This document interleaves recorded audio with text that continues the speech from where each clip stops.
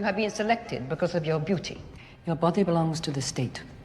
You'll be trained to determine a target's weakness.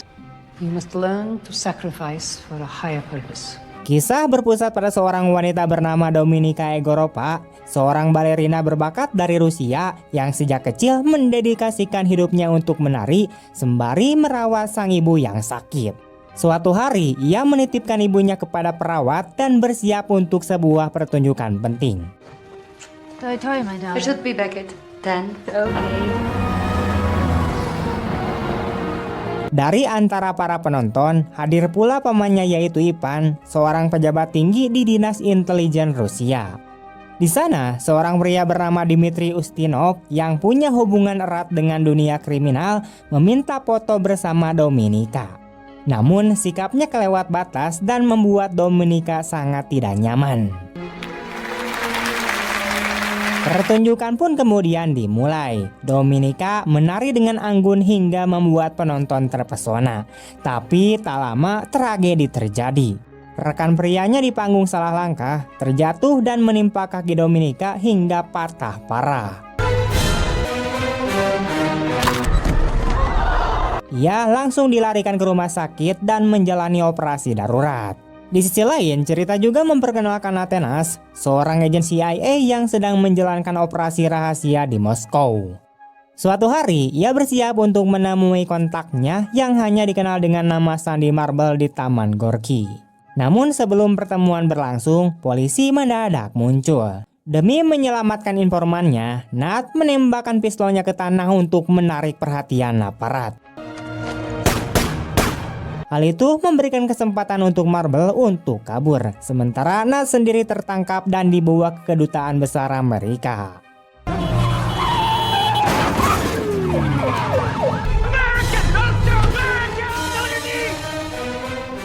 What the fuck were you thinking? I was protecting my ass, yeah. Those guys in the park? They weren't there for Marble. They just got lucky. Di sana, ia diberitahu bahwa Marble selamat, namun demi keamanan, Nat harus segera dipulangkan.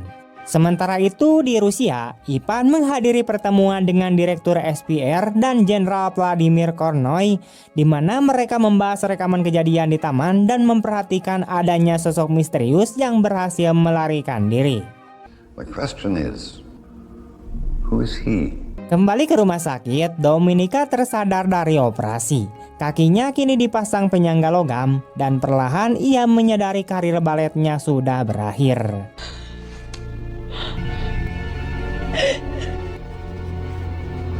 Bulan demi bulan berlalu, ia masih berjalan dengan tongkat. Pada suatu hari, pamannya Ivan kemudian datang menjenguk. Ia memberitahu bahwa posisi Dominika sudah digantikan oleh orang lain sehingga semua fasilitas yang dulu ia terima kini dicabut.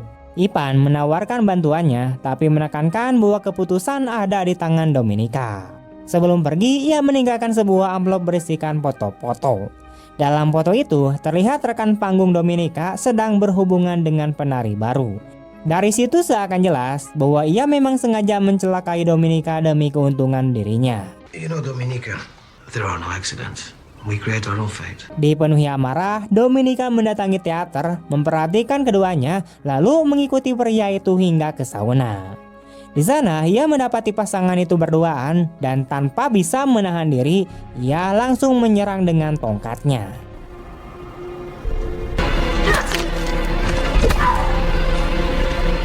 Setelah itu, ia menelepon secara anonim untuk melaporkan adanya kecelakaan.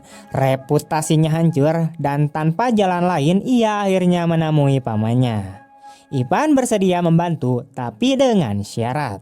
Dominika harus melakukan sebuah tugas. Ia diminta mendekati Dmitry Ustinov, yaitu pria yang pernah berbuat tak senonoh padanya, dan memikatnya untuk memperoleh informasi. Meski ragu demi kebutuhan biaya pengobatan ibunya, ia pun setuju.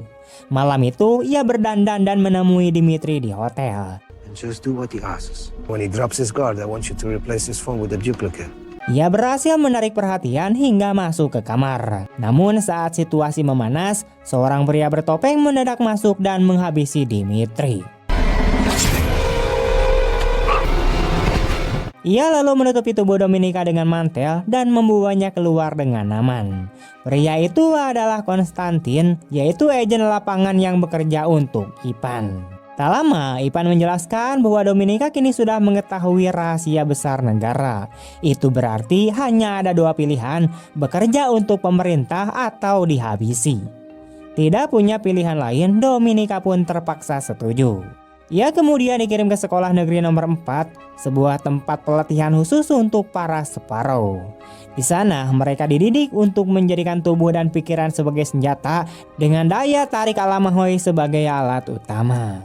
Saat tiba, Dominika disambut oleh kepala sekolah yang hanya dikenal dengan sebutan matron. If you cannot be of service to the state, I am to put a bullet through your head. Esok harinya ia langsung memulai pelatihan. Matron menyampaikan pidato bahwa dunia berada dalam kekacauan dan hanya Rusia yang berani melakukan segala cara demi mengembalikan ketertiban. Ia juga menegaskan bahwa mulai saat itu tubuh para murid adalah milik negara dan mereka harus siap menjalankan misi apapun tanpa keraguan. Sementara itu, Nat menghadiri sidang internal CIA di mana ia dikritik karena membahayakan operasi di Moskow. Ia sempat diskors, tetapi membela diri dengan mengatakan bahwa hanya dialah yang punya ikatan kuat dengan Marble. CIA akhirnya memberikan kesempatan kedua dan menugaskannya ke Budapest untuk kembali menjalani kontak.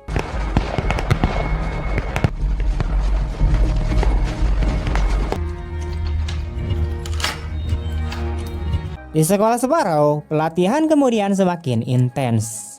Dalam satu sesi, matron menampilkan foto-foto orang biasa di televisi dan meminta para siswa menebak keinginan tersembunyi mereka. Victor, salah satu siswa yang sombong, gagal menjawab dengan benar. Dominika kemudian maju dan memberikan analisis yang tepat sehingga membuatnya dipermalukan. Very good, Katya. Anya, come here for a moment. Di latihan berikutnya, seorang murid wanita gagal menggoda pria yang disiapkan, menandakan betapa beratnya standar pelatihan tersebut. Keesokan harinya, para siswa diminta melayani tentara muda yang baru kembali dari medan perang.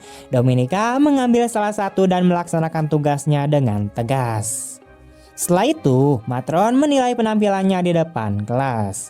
Ia mengatakan Dominika memiliki teknik, tetapi masih menahan diri untuk tidak benar-benar menyerahkan segalanya.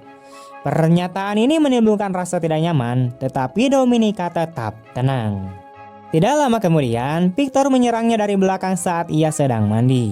Namun, Dominika dengan cepat melawannya dengan menggunakan keran air hingga membuat Victor terluka. Insiden itu membuat geger dan sampai ke telinga pimpinan.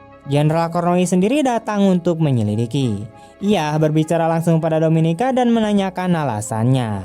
Dominika dengan tenang menjawab bahwa ia hanya mengabdi pada negara, bukan kepada rekan-rekannya. Jawaban itu tentunya mengejutkan sang jenderal. Dalam ujian berikutnya yang disaksikan lewat kamera, matron meminta Dominika untuk mengidentifikasi apa yang diinginkan Victor. Di hadapan seluruh kelas, Dominika melepaskan pakaiannya dan menantang si Victor. Namun Victor menolak dan keluar dengan rasa malu. Dominika lalu mengatakan bahwa yang Victor inginkan bukanlah dirinya, melainkan kekuasaan. Jawaban itu membuat Kornoi terkesan sehingga ia memberikan Dominika misi khusus ke Budapest, yaitu mendekati Natnes dan mencari tahu siapa sebenarnya Marble. There is a traitor highly placed in the government. What I want from you is to get close to him till you sacrifice whatever needs to be sacrificed. And what reward will they give you? A promotion? I understand you are angry with me. You sent me to horse school. I made you special again. You have a gift.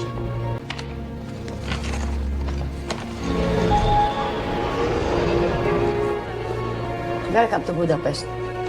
Setibanya di Budapest, Dominika tinggal bersama Marta, yaitu Sparrow berpengalaman. Operasi ini diawasi oleh Maxim Polontov, yaitu kepala stasiun SPR setempat. Dominika kemudian mengamati Nat dan tahu bahwa ia sering berenang di sebuah kolam. Ia pun mendekat dengan pura-pura berkenalan sebagai penerjemah di kedutaan. Nat awalnya curiga, tetapi tetap bersikap ramah. How did you know I was Russian? It's just a guess. I've never seen you at any of the embassy events. I haven't been here long. Excuse me. Hari berikutnya, Nat tidak muncul dan saat itu Dominika menyadari identitasnya hilang. Sebenarnya, Nat sudah mengetahui siapa dirinya dan melaporkan pada atasannya. Ia berencana untuk mendekati Dominika untuk membalik keadaan. She came in under the name Katerina Zipkova, but her real name is Dominika Igorova. There's officially no record of her being SVR, but that's bullshit. She's here for marble. She's Ivan Igorov's. She's gold. I know it. Okay, see what you can find out. Suatu hari, Dominika melihat Martha sedang bertemu dengan Stephanie Boucher, yaitu pegawai pemerintah Amerika. Dominika mulai curiga dan melakukan penyelidikan sendiri. Tak lama, Nat mengaku sudah mengambil identitasnya dan tahu maksud kedatangannya. Dominika akhirnya jujur bahwa ia memang ditugaskan untuk memikatnya lalu mengundangnya makan malam. Namun sebelumnya ia menggeledah kamar Martha dan menemukan bukti bahwa Martha menjual informasi pada Stephanie.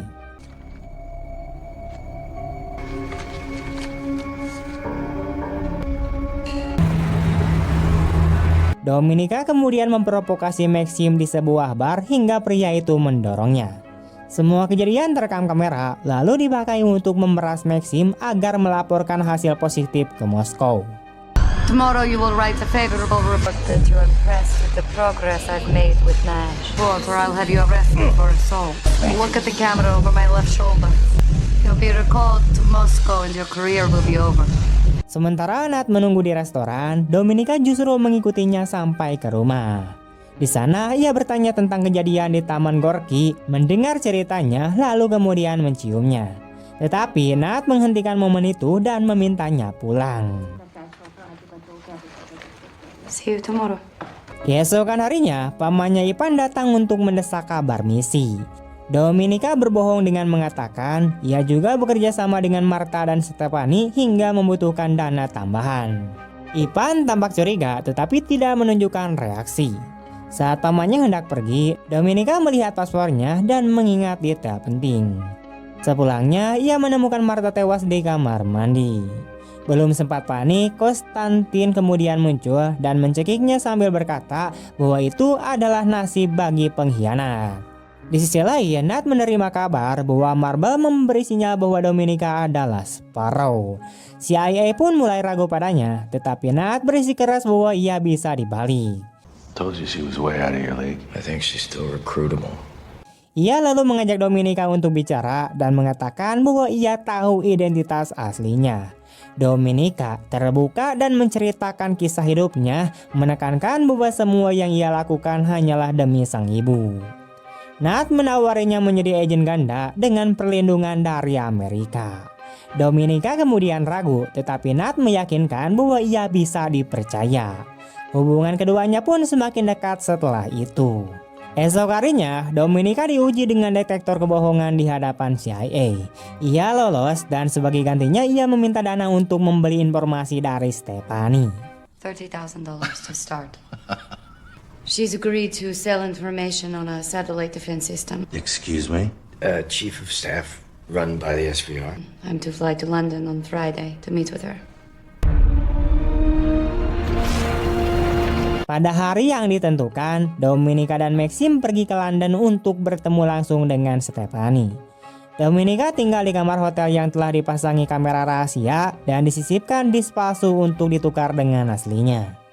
Saat bertemu, ia mengaku sebagai penerus Martha berhasil mendapatkan kepercayaan Stephanie dan menerima disk tersebut. Diam-diam ia menukarnya dengan disk palsu. Namun Stephanie curiga karena merasa diawasi, panik dan kemudian membuang uang, lalu berlari ke jalan dan tertabrak truk hingga wafat.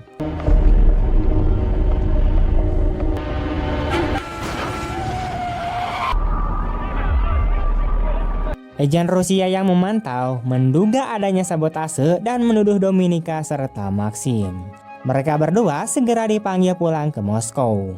Setibanya di sana, Ivan menyita disk dan memerintahkan agar Dominika serta Maxim ditahan dan diinterogasi. Did you give Boucher to the Americans? No.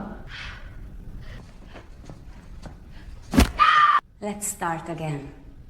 Did you give Boucher to the Americans? No. Are you working for the Americans? I love my country. You gave Boucher to the Americans. No. Last time, did you tell the Americans about Boucher? Maxim tidak tahan dan dibunuh, sementara Dominika tetap teguh dan menyangkal keterlibatan. Lama-kelamaan, Ivan percaya lalu mengembalikannya ke Budapest untuk melanjutkan misi awal, yaitu menemukan identitas Marble. Sesampainya di sana, ia pun menemui Nat. Keduanya menghabiskan malam bersama, tetapi saat tengah malam, Konstantin kemudian masuk dan menyiksa Nat untuk mendapat informasi. Dominika berpura-pura membantu, namun pada akhirnya ia berbalik menyerangnya dan berhasil melumpuhkan Konstantin.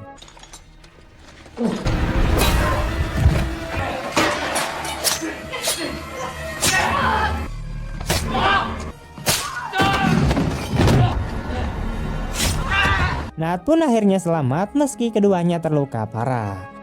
Setelah disiksa habis-habisan dalam misi terakhirnya, Dominika dirawat di rumah sakit.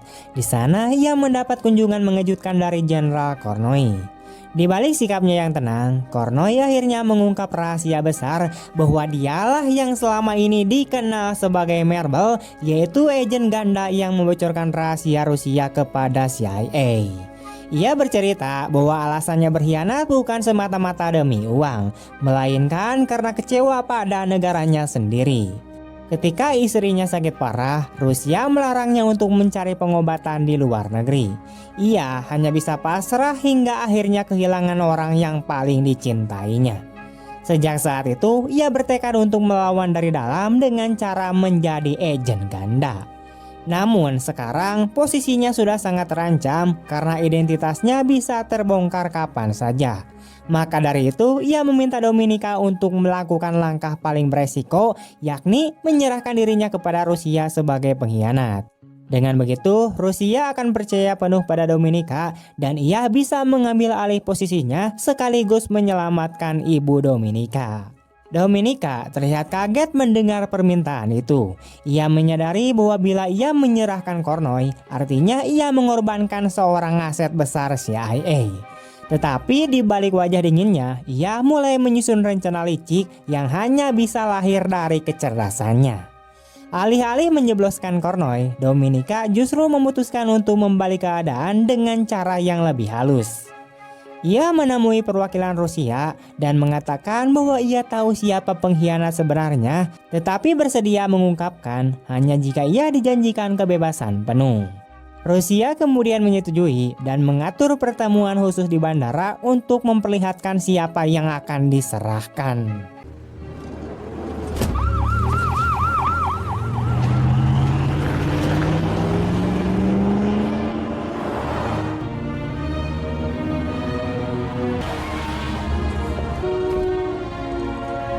Pada hari yang ditentukan, Nat ikut hadir di lokasi. Ia kecewa karena merasa Dominika hendak mempermainkan CIA.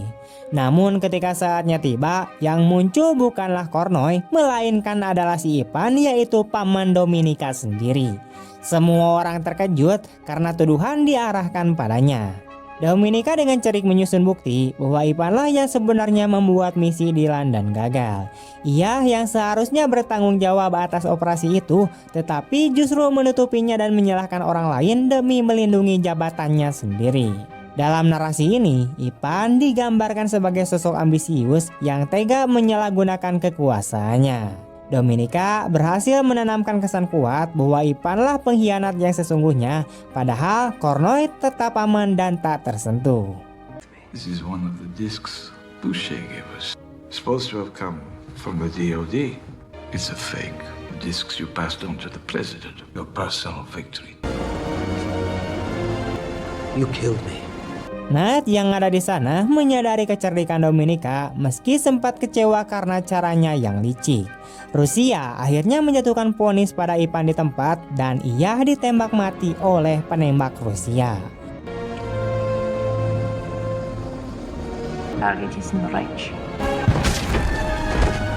Dominika kemudian dijemput dengan helikopter, di mana kini ia dianggap pahlawan nasional yang berhasil mengungkap pengkhianat negara.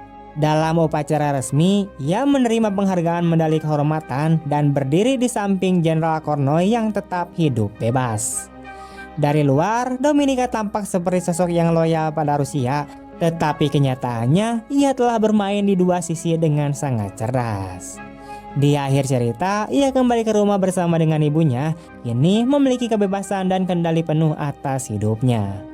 Plot twist ini menegaskan bahwa Dominika bukan sekedar pion permainan, melainkan seorang pemain ulung yang bisa membalikan keadaan. Dominika memilih melindungi Kornoy karena ia butuh sosok pelindung di lingkaran elit Rusia. Sementara itu, Nat akhirnya sadar bahwa Dominika bermain jauh lebih cerdas dari yang ia duga. Dengan begitu, film pun tamat. Film Red Sparrow memberikan pelajaran bahwa hidup kadang memaksa seseorang untuk bertahan dengan cara yang tidak pernah ia pilih.